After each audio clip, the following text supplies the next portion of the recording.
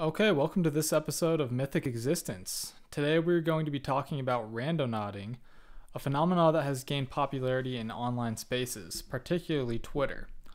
While randonauting, you travel to a random location sent to you by a bot with the intention of exploring the hidden places around you. By the end of this episode, you'll understand how randonauting is an act of Austention, a semiotic experience, and a Memetic Simulacrum trip. I'll also cover my own experiences randonauting, so buckle in for another great episode. So, like a lot of the topics that we cover, we probably have to start off by just doing some definitions because, I'm gonna guess that a lot of you probably don't know what randonauting is, but it's a really fascinating concept, and it's something that's gained a lot of popularity, specifically over the last year and a half. And it's something that I tried out for myself. So I've got experience actually doing this. And I found it to be a really a different experience for sure, and pretty fun and enjoyable. So basically what you do is you send your location to a bot. And when I was first doing this, well, let me first say that the randonauting is kind of it's got a few individuals that are in charge of like the whole game. Basically, it's basically a game, and I found it on Twitter, and I messaged one of the people that was in charge of it. His Twitter handle was Comrade. I'm not sure if it still is, but basically at the beginning you would go on to Telegram, which is just like an app, a messaging app, and you message a bot that they've created. And I can't remember what the bot's name is, but you send it your location, and then it generates a random point for you to travel to. So that's what essentially it is that you travel to a random point that is, within a few miles of where you are, and you're looking for things that are anomalous, things that are speaking to you, basically. And so before I go into exactly what those things are that you're looking for, or what you could be looking for, I'll just say that also now they've created an app for randonauting. It's called the Randonautica app, I think. And it's simplified it. I haven't used it for several months, so I don't know if there's been an update to it. But yeah, there's an app where you can message, and according to this guy Comrade that I spoke to, they've gained access to like some kind of supercomputer at like a university in Australia, and that's where these points are generated from. So it's generated from some kind of like, it's not a quantum computer, but it's like an advanced computer. So you're able to choose from several different types of points. They have attractor points, void points, anomalies, and intent suggestions. And those are kind of what they are, what they kind of sound like, like void. I'll give you one of my experiences later of like literally going to an actual void. It was a trampoline with no bouncing mechanism, no like rubber in the middle. So it was literally a void, in the place that I was sent to. Attractor point just is basically anything. Anomalies are anomalies. An intent suggestion, you can give like a specific word that you're intent on seeing. I couldn't quite figure out how to actually do that one, but I guess like in your own mind you could also have an intent going in. And a lot of people, kind of the way that this was proliferated a lot at the start is I would be seeing people's experiences on Twitter, and they'd be like, this is crazy, I like had the intent of an owl. Owls are a huge thing in randonauting, and like I saw an owl, and there's a significance to the owl itself that I'm going to go over in due time. But what you're supposed to be looking for, I was told 3 different things. Blind spots, which are defined as places you never knew existed. Talking walls, which are graffiti or written messages.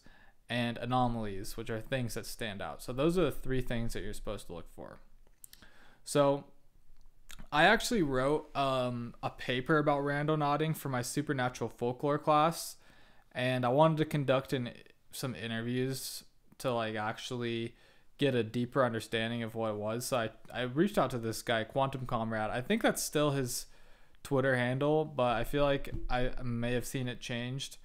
I'm not quite sure, but so I just asked him what is randonauting? Like, if you could boil it down, what is randonauting? And this guy is really, really eloquent. He had some great answers. He explained it better than I probably could have. He said, randonauting is the act of visiting random locations generated using true randomness. It's a ritual performance space where people adventure in pure potentiality outside of their normal routine and awareness, and share the treasure, synchronicities, and anomalies found laying in a world close by that you may have never known existed. So, I mean, I don't know about you, but that sounds really, really interesting to me. And that's kind of the big idea of it, is that like all around you, there are things that you just are not noticing and taking for granted that really could speak to you if you were to look at it. And that basically we just are always going around, especially exploring like urban spaces where you're not actually paying attention to their surroundings. And if you were, you would really notice a lot of things that you probably wouldn't. And that leads me into what kind of the philosophy that randonauting is born from. And it comes from the writings of Guy Debord, I think is how you say his name. It's spelled like Guy Debord, but he's French, so I think it's Guy Debord. And from his theory of Derive, and I'm guessing that probably none of you have heard of Debord or his theory of Derive or situationist writings, was the larger like philosophical school that he came from, which he was that's like French Marxist theory from the 1950s, situationism. And that was kind of the idea behind their whole thing, is that they would just go out into, you know, Paris or like a city, or you can do rural also, and just start walking and start going and start exploring the world around you. And so that's what a derive is. A derive is an excursion through a landscape with no purpose, just randomly going to where you are drawn to. So he told me that the theory of Derive and memetics are the two main things that randonauting is based off of. And I'll get into memetics, how that falls into all of this as well. So when I was writing this essay, I went and got Guy Debord's, the writings where it's his theories are contained, and it's basically this book. I looked it up just a few minutes ago, but it's Guy Debord's situationist writings, and the one that I found on the internet is like not the one that I found at my university's library, but this is like the coolest like formed book, purely in its like material form. It was really thin and silver. It was thin and long, and I'd never seen a book constructed in that way. So just on that kind of stood out to me. I found it interesting. But the basic definition he gives of a derive in his particular article in there, where this is all based from, he says, in a derive, one or more persons during a certain period drop their usual motives for movement and action, their relations, their work, and their leisure activities, and let themselves be drawn by the attractions of the terrain and the encounters they find there. So that's what it is. It's like you're just drawn to whatever is speaking to you. And I find that really, really interesting, just that the world can kind of speak to you if you were to pay attention. And Debord quotes Marx in his essay, and he says, men can see nothing around them that is not in their own image. Everything speaks to them of themselves. Their very landscape is alive. So that, I think that phrase really right there kind of succinctly defines the philosophy of the Derive and of Randonauting. So to get into memetics, I mean, a lot of us, I think when we think of memes, and memetics is related to the word memes. It's memes in action is what memetics is. Today memes are typically thought of as pictures, and the memes we see on the internet, like Instagram or Twitter or whatever. And I got the game What Do You Meme for Christmas, and even like the definition of meme on there has to do with like social media. I forget exactly what the definition that is on the box is, but memes, what a meme is a meme is the smallest package, or a small package of a culturally transferable idea. So a meme is basically an idea or a concept that can be replicated and transferred from one person to another.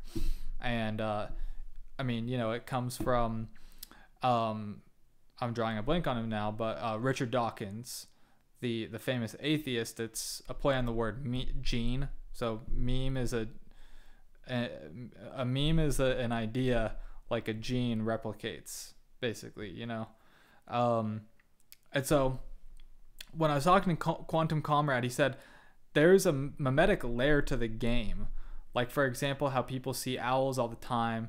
So the study of how things are related and propagate virally is pretty central. Some of the popular synchronicities people have, like the owls, may be purely memetic. And so that was something that was on my mind while I was researching randonauting and doing my own randonauting adventures. Is like, these were rules that I learned on Twitter. Like you learn the rules via memes, not purely in their picture form, but in their idea form on the internet. You learn those rules to randonauting in the form of memes, basically.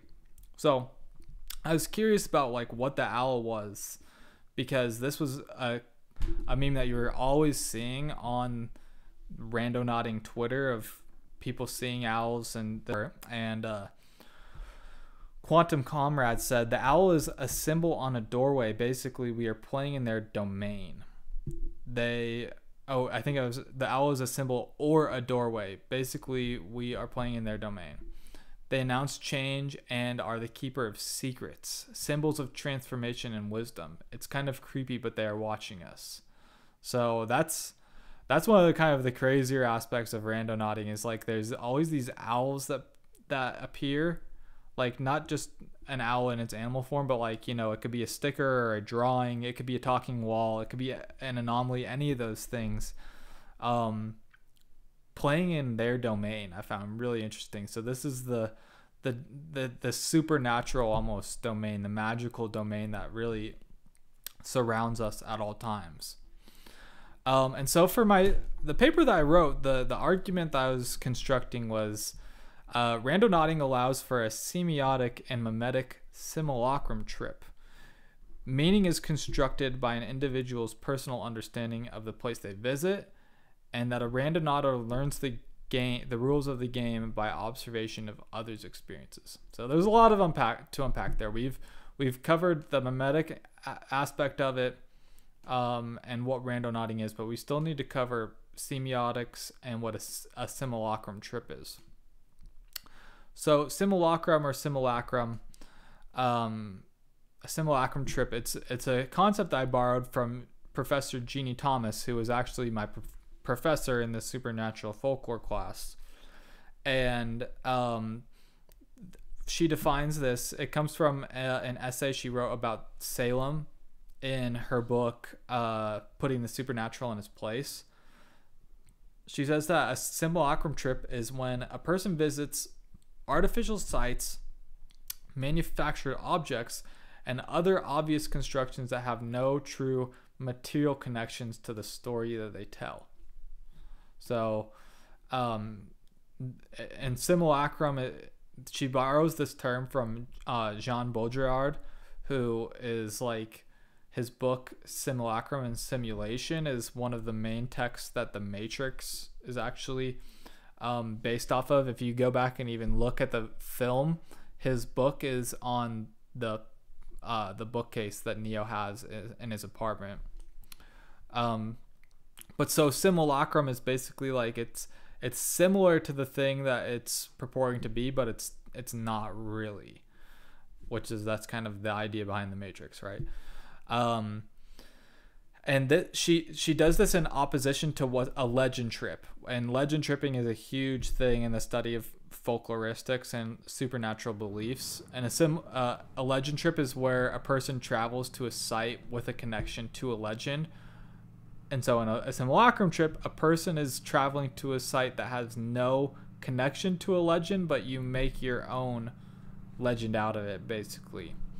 And so semiotics, basically what that is meaning making. That's what semiotics is. That's how like language is semiotic, because you're making meaning out of the external world that you're saying. So when I say a semiotic simulacrum trip, what I'm saying is that you make your own meaning out of this legend trip that isn't connected to a real legend, basically, if that makes sense.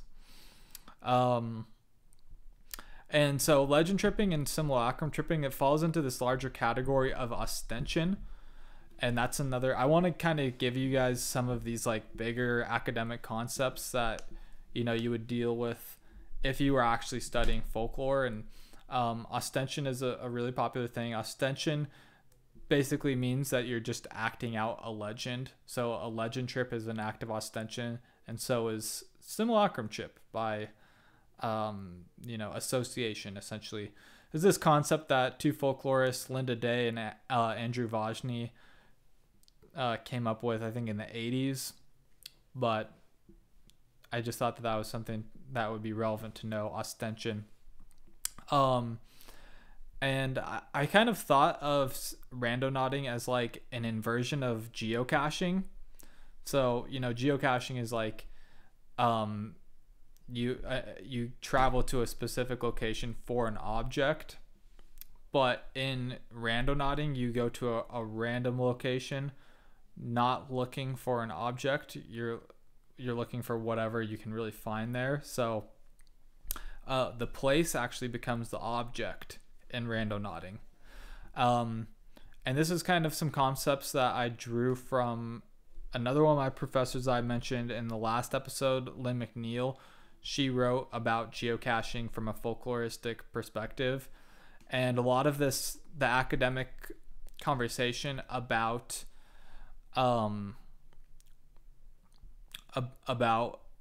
place is drawn from this geographer Yi Fu Tuan, who was writing in the 70s, and about how places act as a special kind of object. And that's kind of what I was saying. Like, okay, listen closely when I say this, because it's kind of can be hard to unpack. But so Lynn says that objects can act as places. So that's what geocaching is the object of the geocache is the place. But in randonauting, the point is the place, but the place is the object. And there's often an object at the place. So there's like this like super intricate level of place and object interplay that goes on with randonauting. So I want to read my own experience about randonauting, and you'll see that I did have an experience of the object becoming the place. I'm just going to go ahead and read from the essay that I wrote, because it's a pretty full version of what I did. And so you'll get an idea. And I did this like last March, April. So it was all in my mind then. I've kind of, my memory might be a little bit blurry from then, but I'm just going to go ahead and read. So after I had done my research, I was ready to go randonauting for myself. Step 1 in randonauting is to send your physical location. I was weary of doing this, so I sent my location while at the English building at Utah State University as opposed to my own apartment. I selected an anomaly point as I wanted to investigate the abnormal, and I was given a point about a mile away, just off of downtown in Logan, Utah. My girlfriend and I went together, girlfriend now fiance, as I was still worried that something or someone might be waiting for me. We were taken to a residential neighborhood, and as I approached the point in my Maps app, I was somewhat upset to see that I was basically being led into someone's backyard. I was hesitant to proceed, but there's a small side road that cut by the house, and I was convinced to travel down it. "Oh my god," I said as we approached the spot. Directly where we were led to, there is a trailer for a company called Evolution Design, who specialize in granite countertops. After seeing others' Randonautic experiences, I knew that this talking wall contained key words that would be significant to randonauters. The trailer also had a geometric design, which my girlfriend remarked might be significant, especially given my interest in sacred geometry. "This is a classic randonauting experience," I remember saying, although it was only my first time. Clearly, I was learning the rules from others in a memetic fashion. We went back to the car with the intention of generating another point to travel to. As we did, there was a black cat sitting outside of the car, meowing at us. It felt to me as though we had entered into a synchronistic series of events, and that the cat was announcing its presence of this other realm in the way that the owls are said to do. We chose to generate a void for our next spot, and were taken across town into a neighborhood I'd never been to. Once again, the randomly generated point took us to somebody's backyard. Of course, we didn't trespass, but rather decided to walk along the sidewalk with the camera I was using, occasionally taking pictures of each other in case anyone got suspicious. As we approached the spot, we were stunned to see that in the exact spot the void point was leading us, there is a trampoline with the tramp part taken out of it. There is just a metal ring sitting there, a literal void. Randonauters, sorry, I need to take a drink of some Gatorade real quick. Get kind of sore in the throat reading off so much. Good product placement right there, Gatorade, if you want to reach out. Randonauters often remark about how they set their intention when traveling to a point. And so, as we did our next point, I said out loud that I wanted the divine to manifest to me. We were taken only several blocks over, and although it was not the exact location we were led to, there is a cross street called 3 Point Avenue about 50 yards away from the location that was generated, which led to a house that had no discernible salient features for us to analyze. As someone who was raised Catholic, 3 Point Avenue spoke to me as the Trinity. Nietzsche's quote, and obviously you guys know that I'm not Catholic anymore, and haven't been since I was like 9. So if you're like, oh, he's Catholic, ew. No. Nietzsche's quote, "If you gaze into the abyss gazes into you," was constantly in my mind as I randonauted, and this was an example of me staring into the abyss and constructing my own meaning. De Boer says that a derive does not last for a day, so I began to think of my randonauting quest as derives. Randonauters, similarly, say that you should keep on generating points as you go from one place to the next. The trampoline void constituted the end of my first derive, and the one I went on a few days later perhaps showed me some of the limitations of randonauting in certain locations. The first point I generated took me once more to a residential area with the marker in the middle of a field that I would have had to walk through other people's houses to reach. On the way to the point, however, one of the streets was named Sunridge Drive, which coincidentally was the name of the road that I lived on as a child in Kittredge, Colorado. Once again, I felt that the talking walls of the street signs were speaking to me. Of course, I chose not to trespass and generated another anomaly. The point I was taken to led me up Logan Canyon, which is full of narrow mountains. This was during February, and naturally the mountains were covered in snow and ice. The point led me up a path, but it became apparent as I approached it that the exact spot was located on the side of the mountain and that it was utterly inaccessible. If the spots are chosen through pure randomness, which as far as I can know they are, it is reasonable to assume that some of the places will be unreachable, such as a residential yard or the side of the mountain. Frustrated, I called it a day.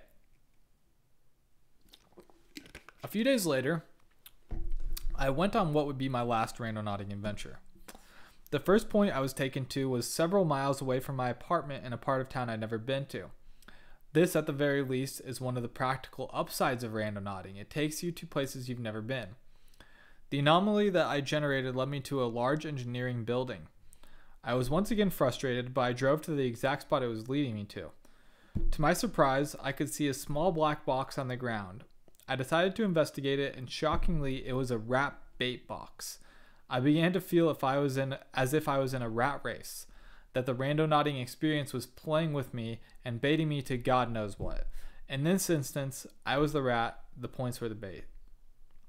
This instance, like the trampoline void point, is an example of an object at a randonauting point being a specific object that gave the place meaning, similar to what Twan and McNeil postulated that was alluded to earlier. If I would have been drawn here and not seen the rat box, then the place would have had an entirely different semiotic significance. But because I was able to find a significant object, it imbued the experience with meaning that was significant to me. I generated another point, confident that this Derive would be more fruitful than the last. I was taken down a dirt road about 1.5 miles away from the engineering building. As I approached the point, I noticed that the road was about to end and that there was a sign exactly where the point was leading me to. It was a dead end sign. I read this sign literally, that I was at the end of my journey.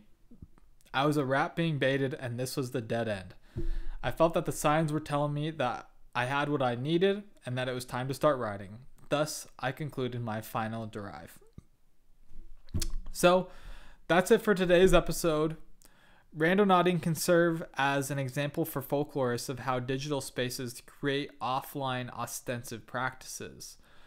By using random data points, randonauting allows for an individual to forge their own complicated simulacrum trip by creating their own meaning out of a random environment. Similarly, randonauting shows how digital memetics move offline. The rules of the game are learned through social media, are enacted in real life, and are often brought back to the digital sphere.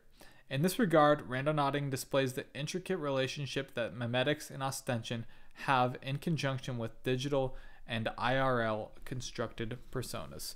Thanks for listening. See you next time.